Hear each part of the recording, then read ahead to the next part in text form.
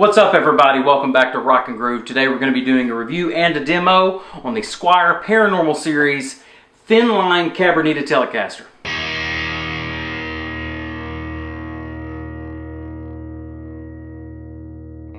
Welcome back to Rock and Groove everybody, Jay here. And today we're going to get to do something that I haven't got to do before. This is actually the first video where I'm actually going to be reviewing a new guitar and that I actually purchased on my own. Squier did not send this to me. This is not something that's I'm being paid or bribed into talking about something good. I actually bought this with my own cash, but I'm still really excited to get to talk about this guitar.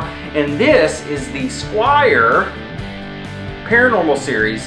This is what we call the Cabronita Thinline Telecaster. I'm not going to go super deep into introducing the Paranormal Series or anything like that, but I will go ahead and say that it's paranormal because they are kind of mixing together multiple styles of guitars into this. And this is just one of the many that they have in the Paranormal Series. And the reason why this is so special is because it's a Cabronita, which obviously you can see from, instead of having the traditional Telecaster pickups, also the pick guard, but it's also a thin line, which I want to talk a lot about that in a few minutes. And it's also special because it's not giving you anything like TV Jones pickups or even humbuckers or anything like that. It's giving you Jazzmaster, and I'm going to use air quotes right there because I want to talk about that in a minute. But it's giving you Jazzmaster pickups. And with that being said, as soon as I saw this earlier this year in 2020, I wanted to get one. I had to get one immediately. But I noticed that it was going to be a big wait, months down the road before they even got them. And even when I bought this one, I got this one from Sweetwater.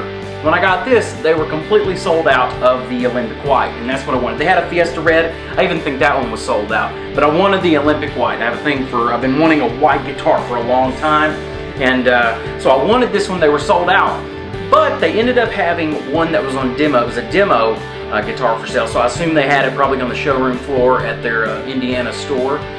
So I assume there was probably going to be some, you know how like a Guitar Center or places like that, people can beat the crap out of these. So I assume there may be some problems, but instead of $399 for a new one, this one was $360, so it was 40 bucks off.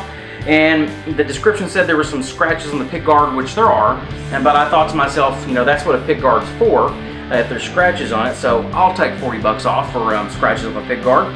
And so I went ahead and did that, and they ended up sending it to me in 2 days. And here I am, I have this, and I'm ready to go into a deep dive with this. I'm not going to tear the thing apart and take the pickups apart or take the back off. I have done a little bit of that, and I'll discuss what I found. But let's get into this here. Alright, so the first thing that I want to talk about going into this guitar here is that the fact that it is a Squier. A lot of folks will shy away, and I have to admit, years ago I used to be like that too. You see a guitar, you're like, oh, that looks great, oh, it's a Squier. And the quality was just had the stigma of just being cheap and subpar. The pickups were subpar, they sounded dark and muddy compared to a Fender, even a Mexican Fender. So it was something that in my head, there was still a little bit of a stigma that I was like, I'm not sure I want a Squier.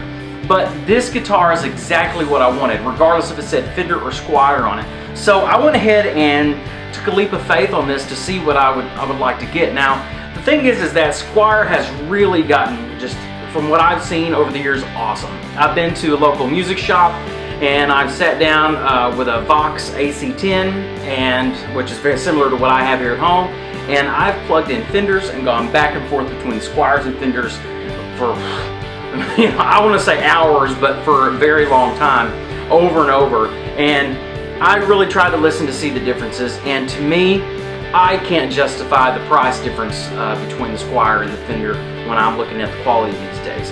The new ones are just fantastic. Of course, there could be many mods you can do. I have a project I did this year from a 2001 double fat Tele that was a Squier that I modded it up, and it sounds amazing.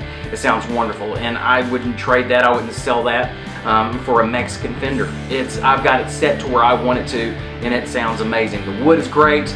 All the electronics, everything in it have been modded or they are already in good shape, so I am very happy. Even with that being, at this point, a 19-year-old guitar, it's fantastic. So I was excited about this. I had some high hopes for it. At the same time, in the back of my mind, I felt like I might be taking a leap of faith, but still, regardless if it's a Squier, we're going to still take a look at it and see. Now, One thing I noticed that this is a thin line. It's semi-hollow. Now, traditional thin line is going to have that open chamber right up here in the top. It's going to go from back in here all the way, obviously, right before you get to the pickups. But the rest of it here is going to be solid. But however, I noticed that when I took the back plate off here to look at the pots, that I noticed that it is completely chambered down here too. So this is more reminiscent to me than something like an Epiphone or a Gretsch that's more like the center block. So in the traditional sense, it's not necessarily a thin line because it's not completely solid down here.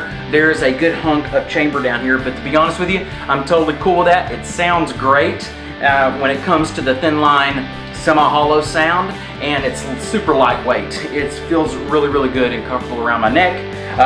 So that's one thing that I noticed was a little bit different. Also, let's talk about these pickups.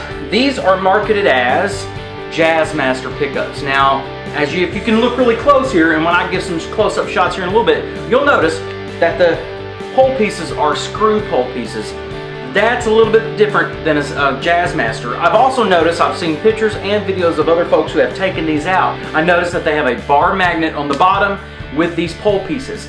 That is more traditionally associated with a P90. A Jazzmaster pickup, the poles themselves are the magnets, and then you have the winds. Now, also, if you take this cover off, you'll notice that on a Jazzmaster, the pickup itself is much wider and fatter, so the coils go out further instead of stacking up higher. This is a little bit thicker, more like a P90. So to me, I feel like these are probably more like P90s stuck in a Jazzmaster cover here. Or I would at least say that I wouldn't necessarily go as far as say they're P90s, but I would definitely say that they are not traditional Jazzmaster. So if you're looking for that little bit warmer Strat sound, you're not going to get it. You're going to get more of a P90 bark with this guitar. That's totally cool because that's actually what I wanted. I wanted more of a P90 nastiness to it, that really bright, really barky sound to it, and that's what these give you. So they are not traditional Jazzmaster pickups. To me, they're more P90s, but still, to me, that's awesome. Anyway, your controls are a little bit different. You'll notice that you don't have the three-way switch like you would a traditional Telecaster. You have more of like a Gibson three-way toggle right here going back and forth, which is a little bit different, but it's still fine. You got one volume, one control, your one-ply Cabronita pick guard there. Now, the neck. Let's talk about this. It's really cool. It's got the skunk stripe on the back. I like this because if you notice, it's really light. It's that really light colored maple. But it's one piece. It looks fantastic.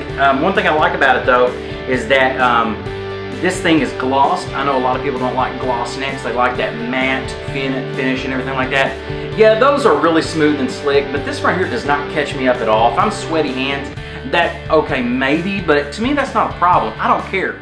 If you get any kind of Gibson or a Epiphone or anything like that that's already painted on the back of the neck, you're gonna get gloss anyway. And unless you really want to stick a piece of sandpaper on the back of that, which to me, I'm not doing that to any guitar, it's going to be gloss, but to me it just looks good. I kind of frankly think the ones that are just completely the matte finish, the satin finish as they call it, that just looks cheap to me. So I really like the fact that you can see in the natural sun coming in here that this thing is shiny and it looks really, really good. The fretboard, which is, it's all just one piece, it just looks really, really good quality and nice. I mean, the frets feel dressed fine. They feel good. I mean, I was in there with my Mexican Tele earlier, just running it up and down. I can't really tell the difference. I know some people say, oh, these are a little bit sharp. I mean, it's a piece of metal running against your hand the wrong way. It's gonna be sharp if you really think about it, but it's not uncomfortable. I have played some necks, some really cheap parts caster necks where those frets could probably cut you. Somebody needed to get a file on them. This is not the case. These feel fantastic.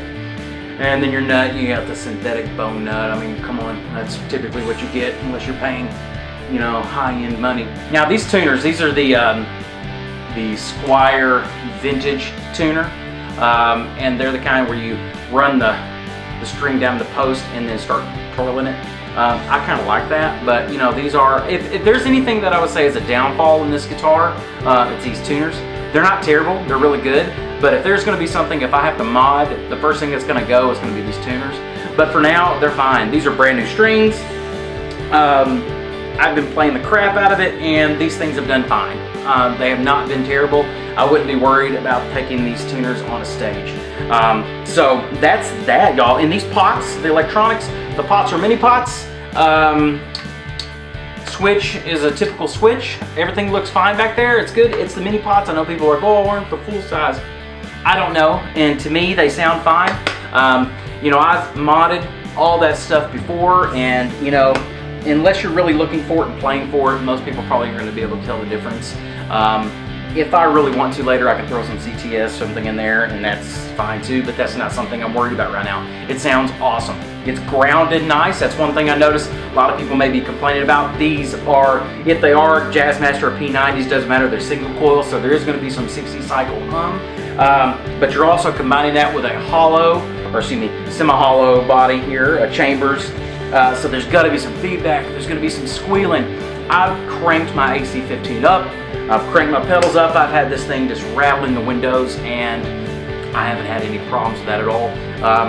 Anything at all. So it sounds really, really good. Yeah, there's some 60 cycle hum until you put it in the middle where they kind of cancel each other, but it sounds good, and it's not a problem. It's nothing more than you would get in your standard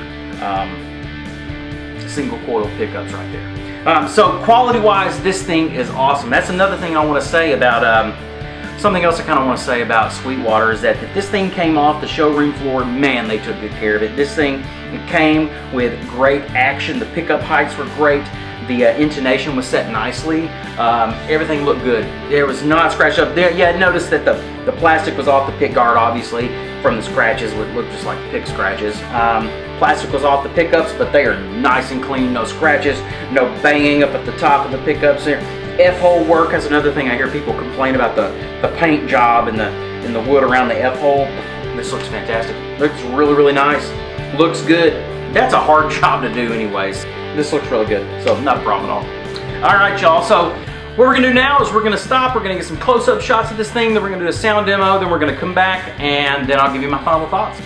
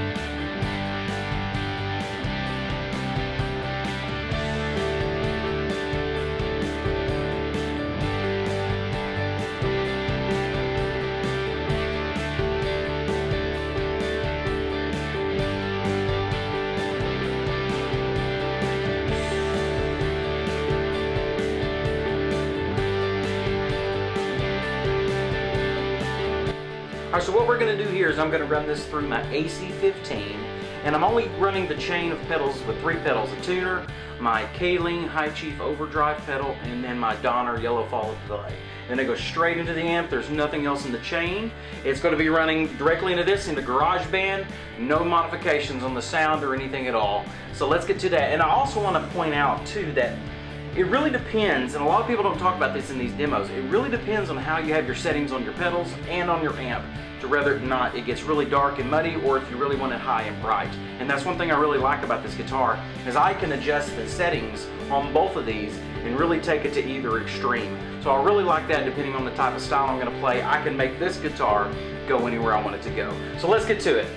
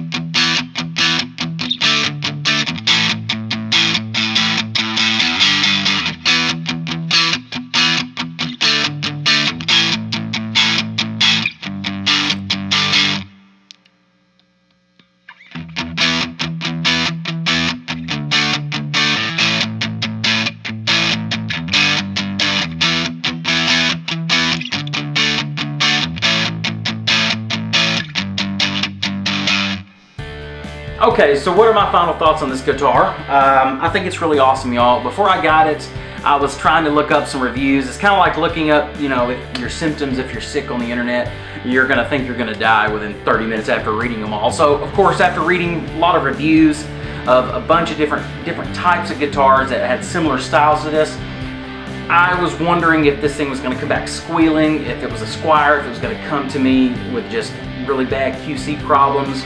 I didn't know what to expect, but I had some high hopes, and I will say that this thing delivered. This thing is amazing. If you have any reservations against buying a Squier and you're thinking, oh, it just has to be a Fender, you can let that go. I can tell you right now that this thing, regardless if it's a Squier or not, it sounds fantastic.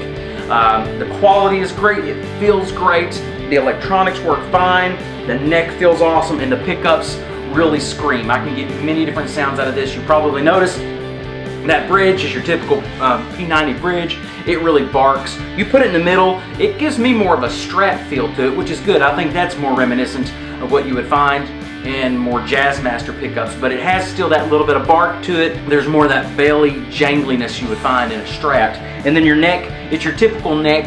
And also, you probably noticed that it really kind of depends on your settings on your amp. So if you're using an EQ pedal, if you're using, you know, pedals that have multiple dials on it, that if you really want this neck to get muddy or if you really want it to clean up, it kind of depends on how you do your settings. I can get this neck to get muddy and nasty if I want it, and I can pull it back and I can clean it up a bit. But regardless, it's still a neck pickup.